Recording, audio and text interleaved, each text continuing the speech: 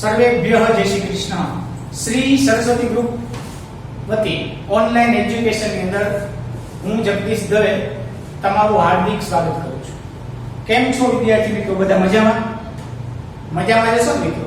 હવે હું ટૂંકમાં મારો પરિચય આપી દઉં. મારું નામ છે દવે સર, આખું નામ છે Dave Jagdish, MA BA with Sanskrit.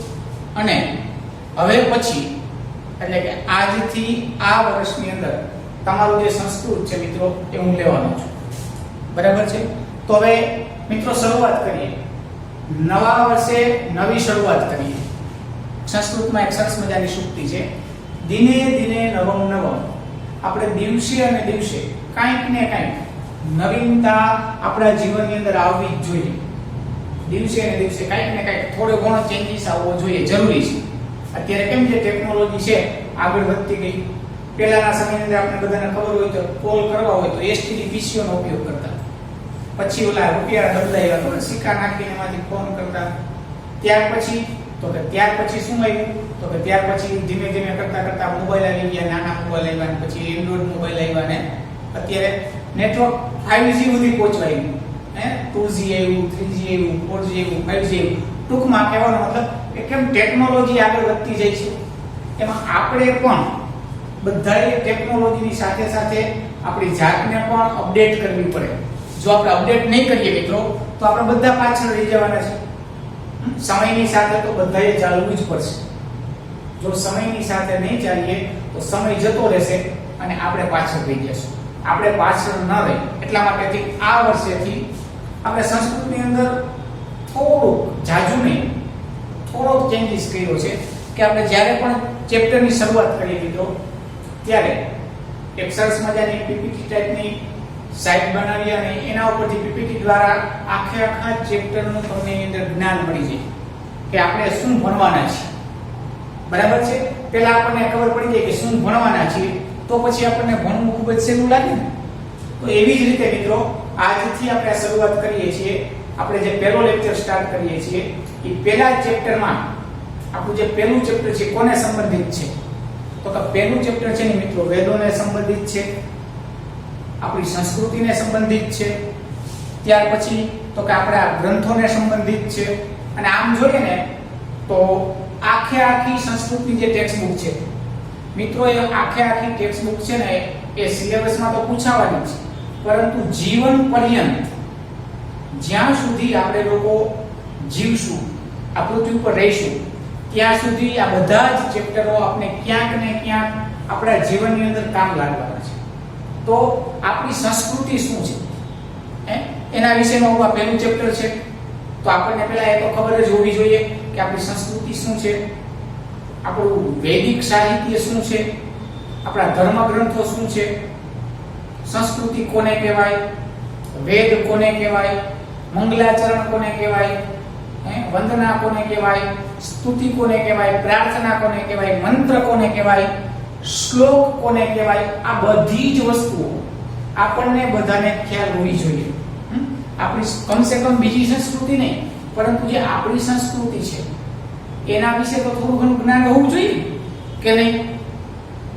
હોવું જોઈએ ને. તો એના માટેથી જ આપણે શરૂઆત કરીએ મિત્રો. તો આ વિશ્વની અંદર સૌથી જૂનામાં જૂની 5 સંસ્કૃતિઓ છે.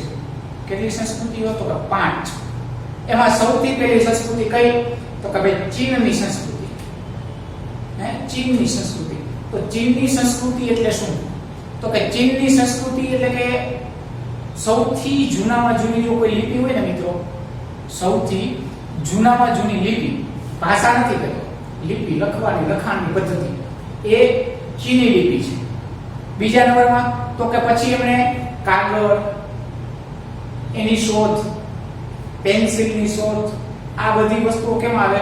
તો કે આ બધી વસ્તુઓ લખાણમાં જે કંઈ આપણે પહેલા બધું શું હતું? તો કે પહેલા બધું મોઢે હતું, પછી લખાણની શરૂઆત કરી, લિપિની શરૂઆત કરી ને તો સૌથી જૂનામાં જૂની જો કોઈ લિપિ હોય ને તો એ ચાઇનીઝ લિપિ છે, ચીની લિપિ, એટલે કે ચીની સંસ્કૃતિમાં આવેલું.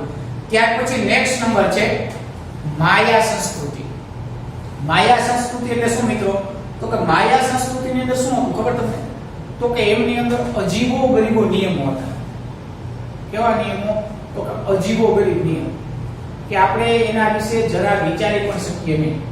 એમના વિશે આપણે વિચારી પણ ન શકીએ. એકદમ ક્રૂરતા ભર્યા જેને કહી શકાય. એક શબ્દ ભાઈ ક્રૂર નિયમો, એકદમ કઠોર નિયમો હતા એ હતું. અને બીજું તો કે માયા જે સંસ્કૃતિ હતી ને મિત્રો, એ રહસ્યો માટે ખૂબ જ જાણીતી સંસ્કૃતિ. રહસ્યોની અંદર ઘણા બધા હતા જે આપણે અત્યારે વિચારી પણ ન શકીએ, એટલા બધા રહસ્યો. હવે એક એક્ઝામ્પલ તરીકે લઈએ આપણે કે અત્યારે ઇલેક્ટ્રિસિટી આપણને ખબર પડી કે ભાઈ નર્મદાનો બંધ બનાવ્યો, એની ઉપર પાણીનો ફોર્સ થયો, નીચે આપણે મશીનરી મૂકી જેના દ્વારા ઊર્જા ઉત્પન્ન કરી અને વીજળીની અંદર આપણે કન્વર્ટ કરી અને વીજળી આપણને મળી. બરાબર છે? તો આ હમણાં આપણને બધું પ્રાપ્ત થયું છેલ્લા 50 કે 100 વર્ષ કે 150 વર્ષ અંદર. પરંતુ મિત્રો જે માયા સંસ્કૃતિ હતી ને, એના જે રહસ્યો હતા ને, એ રહસ્યોમાં પણ વીજળીની ક્રિયાઓ, એટલે એ માયા સંસ્કૃતિ દર્શાવે ત્યારે એ લોકો પાસે પણ વીજળીઓ હતી, એ લાઇટનો ઉપયોગ કરતા. આવું આપણને જાણવા મળે છે. માયા સંસ્કૃતિ વિશે આપણે અભ્યાસ કરીએ ત્યારે. ત્યાર પછી એના પછી ત્રીજી સંસ્કૃતિ હતી મેસોપોટેમિયા સંસ્કૃતિ. આપણે એમ થાય મિત્રો મેસોપોટેમિયા સંસ્કૃતિ એટલે શું? તો કે મેસોપોટેમિયા સંસ્કૃતિ હતી ને, એ કેવી હતી? તો કે એની અંદર તમે જોઈએ તો ભાત ચિત્ર, ગુફા ચિત્ર, આ જે સંસ્કૃતિ હતી ને કે ભાઈ ચીન સંસ્કૃતિ અને માયા સંસ્કૃતિ એના કરતા થોડીક આગળ આવી સંસ્કૃતિ. કેવી? તો કે વિકાસ કર્યો.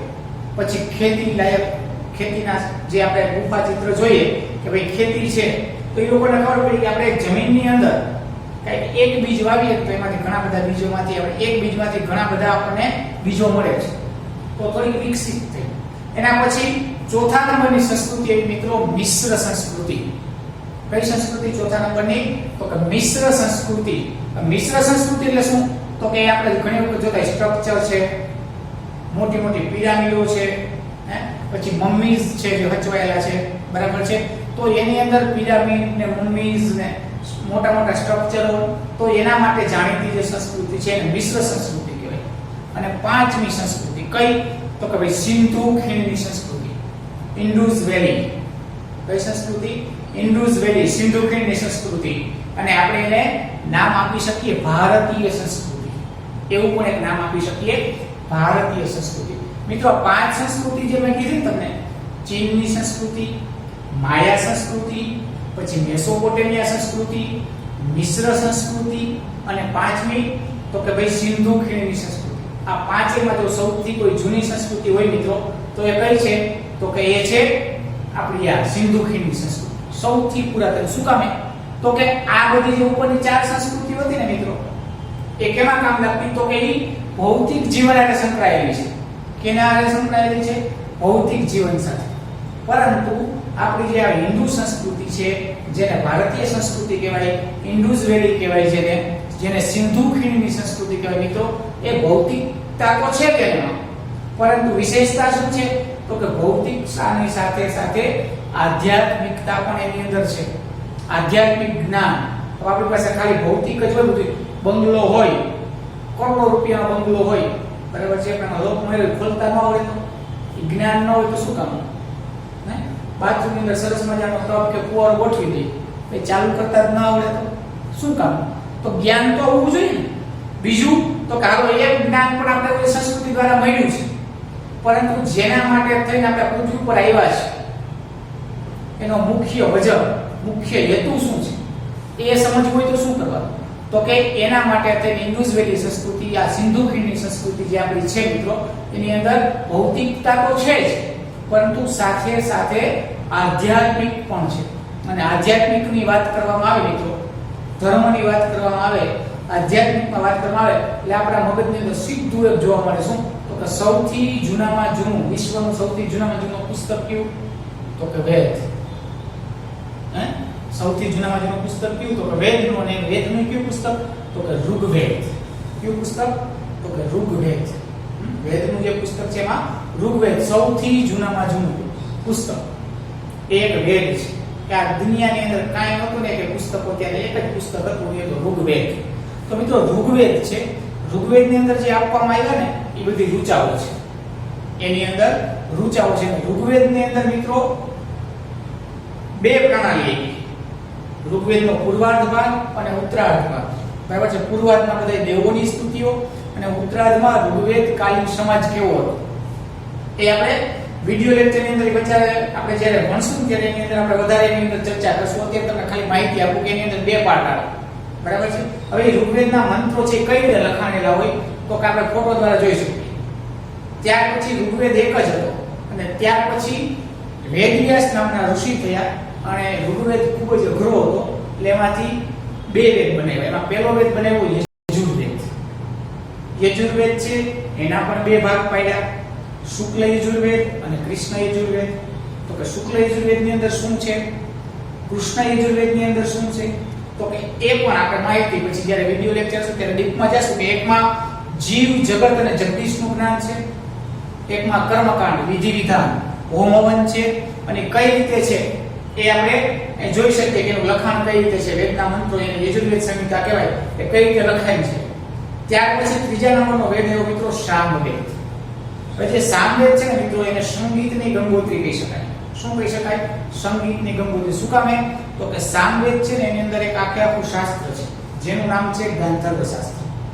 એ ગાંધર્વ શાસ્ત્રની અંદર એક વિદ્યા છે ગાંધર્વ વિદ્યા. ગાંધર્વ વિદ્યાની અંદર એક શાસ્ત્ર છે જેનું નામ છે સંગીત શાસ્ત્ર અને સંગીતની શાસ્ત્રની અંદર 7 સુરો છે. સા રે ગા મા પ ધ ની સા, બરાબર છે. જે કઈ ગાયન આપણે ગાઈએ ને સંગીત જે કઈ છે એ બધું જ જન્મ્યું એટલે સામવેદને સંગીતની ગંગોત્રી કહેવાય. અને એને આ રીતે આ સંહિતા છે એના મંત્રો આ રીતે લખેલા છે. ત્યાર પછી ચોથો વેદ, 3 જ વેદો હતો. પછી અથર્વા અને અંગિરા નામના ઋષિ થયા. એમને વેદની રચના કરી. રચના તો ન કહી શકાય પણ મંત્ર દ્રષ્ટા વિના અને અથર્વવેદની સ્થાપના કરી. અથર્વવેદની અંદર તો કે જ્યોતિષનું જ્ઞાન, ખગોળનું જ્ઞાન, ભૂગોળનું જ્ઞાન, નક્ષત્ર ગ્રહોનું જ્ઞાન, ત્યાર પછી તો કે ભાઈ જાદુઈ વિદ્યા, આવું ઘણું બધું અને ખાસ કરીને તો આયુર્વેદ, ઔષધીય જ્ઞાન, જે ચરક સંહિતા આપણે જે ભણી ગયા બરાબર છે બધું જ આમાંથી ઉત્પન્ન થયું. અને એનું પણ લખાણ આ રીતે યજુર્વેદ સંહિતા છે એના મંત્રો આ રીતે લખેલા છે. એની અંદર કાંડ આવે, પહેલા શું આવે? કાંડ આવે, પછી એનું સૂક્ત આવે, પછી એનો મંત્ર આવે. ત્યાર પછી મિત્રો આ બધી જે સંસ્કૃતિ છે એમાં આપણી જે સંસ્કૃતિમાં મુખ્ય વેદો 4 અને પછી આપણી સંસ્કૃતિનું મુખ્ય કામ શું તો કે સ્વ માટે નહીં, પોતા માટે નહીં, તો કે વસુધૈવ કુટુંબકમ. વસુધા એટલે શું તો કે આખી પૃથ્વી, વિશ્વ, જગત. આપણે પૃથ્વીનો નકશો જે હોય ને વિશ્વ જગત એને બધાને કુટુંબ કહે. કુટુંબની ભાવનાથી જોવાનું. ક્યાંય વેદના મંત્રોમાં 4માંથી એકે વેદોમાં, પુરાણોમાં ક્યાંય પણ એવું નથી કે ફક્ત ભારતીય માટે જ છે. ક્યાંય એવો શબ્દ તમને જોવા મળશે નહીં. હા, ભારત દેશનું વર્ણન છે પરંતુ સ્પેશિયલ ભારત માટે જ છે એવું ક્યાંય જોવા મળશે નહીં. તો શું કીધું? વસુધા ઇવ વસુધૈવ કુટુંબકમ. એ વસુધાની માફક એટલે કે આખી પૃથ્વી છે એને કુટુંબથી ભાવનાથી જોવા માટે થઈ અને આપણી જે ઇન્ડસ વેલી સંસ્કૃતિ છે બરાબર છે, સિંધુ ખીણની સંસ્કૃતિ છે એ જાણીતી છે એટલા માટે સૌથી જૂની અને પુરાતન છે. ત્યાર પછી તો કે આપણે એક બીજા ચિત્ર દ્વારા સમજી શકીએ વસુધૈવ કુટુંબકમ કઈ રીતે. વૃક્ષ છે તો વૃક્ષ હોય મિત્રો તો વૃક્ષના મૂળિયા હોય ને જમીનમાં, એ મૂળિયા શું કરે તો કે મૂળિયું એક જ હોય પરંતુ એ મૂળિયું શું કરે તો કે બધાને એક સરખું પોષણ આપે. બધાને શું આપે? એક જ સરખું પોષણ આપે ને. પાંદડાને એટલું પોષણ મળે, ડાળીને મળે, એના ફૂલને એટલું જ પોષણ મળે, એ ફૂલમાંથી જે ફળ થાય એને પણ એટલું જ પોષણ મળે. તો આપણી જે હિન્દુ સંસ્કૃતિ છે, જે સિંધુ ખીણની સંસ્કૃતિ છે મિત્રો, એ શું કરે છે તો કે સિંધુ ખીણની જે સંસ્કૃતિ છે ને મિત્રો એ બધાને એક જ સમાન પોષણ આપે. વસુધા વસુધા એટલે કે સમગ્ર વિશ્વને, સમગ્ર પૃથ્વીને એક જ રીતે જ્ઞાન આપે છે. એટલા માટે થઈ અને આપણે જે કંઈ આપણી સંસ્કૃતિ છે એ કેવી છે તો કે વસુધૈવ કુટુંબકમ. વસુધા આખી પૃથ્વીને સાથે આપણે સ્વ માટે નહીં સર્વ માટે વિચારનારા છીએ. આપણા વેદના મંત્રો હોય કે પછી પુરાણોના શ્લોકો હોય. ત્યાર પછી આપણી સંસ્કૃતિનો પાઠ આવે મંગલાચરણ. મંગલાચરણ એટલે કે શું તો કે આપણે કોઈ પણ કાર્યની શરૂઆત કરીએ ને ત્યારે આપણી સંસ્કૃતિની અંદર મંગલાચરણ છે. એમ આપણે જો આ સિલેબસ ચાલુ કરીએ ને તો આપણું પહેલું ચેપ્ટર છે ને મંગલાચરણનું જ છે. પહેલું ચેપ્ટર કેનું છે તો કે મંગલાચરણનું જ છે. મંગલાચરણ એટલે કે કોઈ પણ સારું કાર્ય કરીએ ત્યારે આપણા ઈષ્ટદેવ છે, આપણા કુળદેવ છે અથવા તો આપણે જેના ઉપર ભરોસો શ્રદ્ધા છે એનું નામ લઈ અને આપણે શરૂઆત કરીએ. આપણે ખાસ સ્ટુડન્ટ છીએ, વિદ્યાર્થી છીએ તો માં સરસ્વતીની પ્રાર્થના કરી અને આપણે પછી આગળ વધીએ. એના માટેનું પહેલું ચેપ્ટર છે. અને બીજું તો કે એમની અંદર જ શું છે મિત્રો, તો કે એક આપણે બીજું પણ જોયું હોય મંગલાચરણમાં, શું તો કે દીપ પ્રાગટ્ય. આપણે સ્કૂલની અંદર પણ નાની મોટી ઇવેન્ટ થતી હોય, કોઈ ફંક્શન હોય તો આપણે જોયું હોય ને કે દીપ છે એનું પ્રાગટ્ય કરે, પછી ટ્રસ્ટીઓ હોય, કોઈ મહેમાનો બોલાય હોય, એ બધાને સાથે બોલાવીએ અને પછી આપણે શું કરીએ તો કે દીપ પ્રાગટ્ય કરીએ. એટલે કે શું કે અમારા જીવનની અંદર પણ અંધકાર રૂપી જે અમારું જીવન છે એ દૂર થઈ જાય અને અમારું જીવન છે એકદમ પ્રકાશિત થાય. તો મિત્રો આપણા પહેલા ચેપ્ટરની અંદર આ જ વસ્તુ આપણે બધાએ ફોલો કરવાની છે. સંસ્કૃતિઓ વિશે જોવાનું છે કે ભાઈ સંસ્કૃતિ એટલે કે શું છે, કેટલી સંસ્કૃતિ, તો કે 5 સંસ્કૃતિ. એમાં સૌથી જૂનામાં જૂની આપણી ઇન્ડસ વેલી એટલે કે સિંધુ ખીણની સંસ્કૃતિ, એના વિશે ભણવાનું. પછી એમાં તો કે 4 વેદો છે, વેદોમાં પણ શ્લોકો છે, મંત્રો છે. પછી એમાંથી પુરાણ થયા, પુરાણની અંદર શ્લોકો છે. તો આપણે પહેલા ચેપ્ટરની અંદર મંત્ર અથવા તો શ્લોક જ ભણવાના છે.